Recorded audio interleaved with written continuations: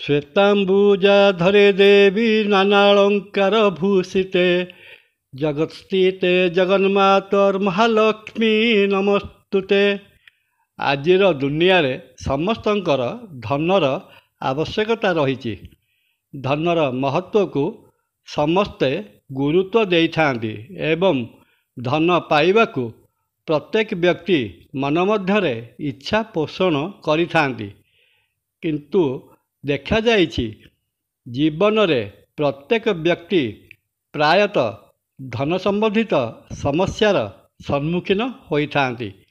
आजिर एही उपस्थापन रे आमे जानिबा वैदिक ज्योतिष शास्त्र अनुजाई व्यक्तिर जीवन रे केउ समय रे धनर आगमन होइथाए एवं जातक चक्र अनुजाई व्यक्ति केउ समय रे धनवान हेबार सौभाग्य लाभ करिथाए। जय जगन्नाथ। नमस्कार। मु तपन एस्ट्रोलॉजी को आपण को स्वागत।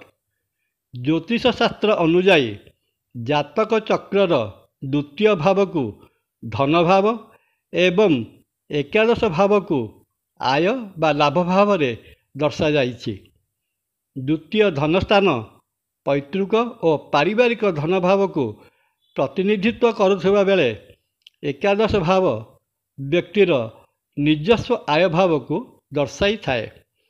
जातक चक्रर षष्ठ भाव चाकरी भाव को प्रतिनिधित्व करुवा बेले सप्तम भाव वाणिज्य भाव को प्रतिनिधित्व करिथाए। व्यक्ति को धनवान कराइबारे एही दुई भाव षष्ठ और सप्तम भाव मध्य गुरुत्व बहन करिथांती। जदि जातक रे द्वितीय धन भावर ग्रह एकादश भाव रे रहिथांती एवं एकादश बा आय भावर अधिकारी द्वितीय भाव रे रहिथांती तेबे व्यक्तिर जीवन रे धनर प्राचुर्य देखा देइथाए। व्यक्ति धनवान होइथाए। द्वितीय और एकादश भावर स्वामी त्रिकोण अर्थात एकम पंचम बा नवम भाव रे अवस्थान करी परस्पर को दृष्टि प्रदान करुथिले व्यक्तिर जीवन रे धनर अभाव रही न थाए।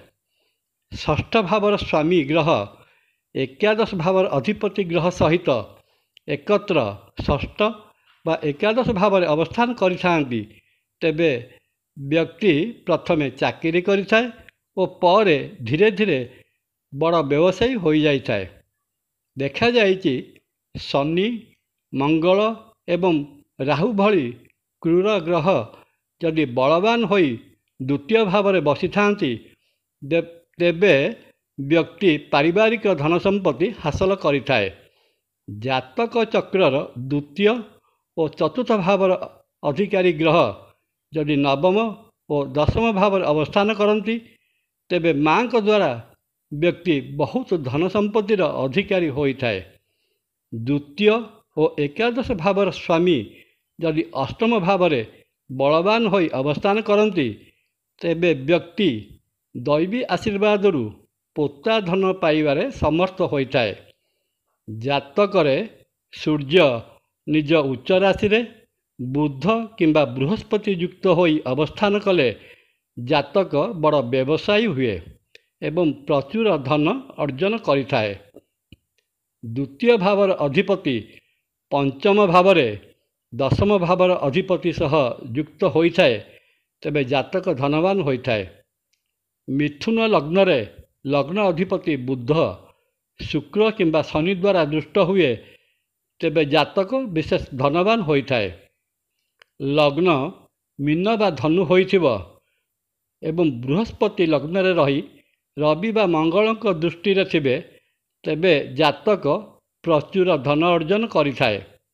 मकर किंबा कुंभ लग्न रे शनि अवस्थान करी बुध किंबा शुक्र दृष्टि रे थाए तेबे जातक धनवान हुए। वृष किंबा तुला लग्न रे शुक्र अवस्थान करी शनि बा मंगल दृष्टि रे थिले व्यक्ति प्रचुर धन अर्जन करिथाए। द्वितीय भावर अधिपति ग्रह निजर उच्च राशि रे किंबा निज राशि रे रही कौन सी शुभ ग्रह दृष्टि रे थाए ତେବେ ବ୍ୟକ୍ତି ଧନବାନ ହେବା ସଙ୍ଗେ ସଙ୍ଗେ ତାର ମୁଖମଣ୍ଡଳ ସର୍ବଦା ପ୍ରସ୍ଫୁଟିତ ପଦ୍ମଫୁଲ ପରି ଦେଖାଯାଇଥାଏ। ଲଗ୍ନ ଓ ଦ୍ୱିତୀୟ ଭାବର ଅଧିପତି ଗୃହ ବିନିମୟ କରିଥିଲେ ବ୍ୟକ୍ତି ନିଜ ପ୍ରଯତ୍ନରେ ଓ ପରିଶ୍ରମରେ ପ୍ରଚୁର ଧନ ଉପାର୍ଜନ କରେ। ଲଗ୍ନ ଓ ଲଗ୍ନ ଅଧିପତି ସ୍ଥିର ରାଶିରେ ରହିଲେ ବ୍ୟକ୍ତି ନିଜ ସ୍ଥାନରେ ରହି ଧନ ଉପାର୍ଜନ କରିଥାଏ।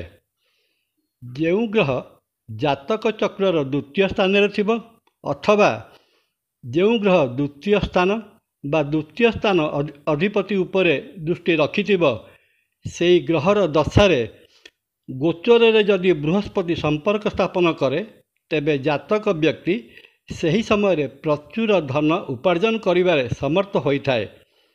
ଗ୍ରହ ଜଗତରେ ବୃହସ୍ପତି ମହାଗ୍ରହଙ୍କୁ ଧନକାରକ ଗ୍ରହ ରୂପେ ଗ୍ରହଣ କରାଯାଇଥିବା ବେଳେ ଶୁକ୍ର ମହାଗ୍ରହଙ୍କୁ ସମ୍ପନ୍ନତା ପ୍ରଦାନକାରୀ ଗ୍ରହ ବୋଲି ବିଚାର କରାଯାଏ ଏବଂ ରାହୁ ମହାଗ୍ରହଙ୍କୁ ଐଶ୍ୱର୍ଯ୍ୟ ପ୍ରଦାନକାରୀ ଗ୍ରହ ରୂପେ ବିବେଚନା କରାଯାଇଥାଏ।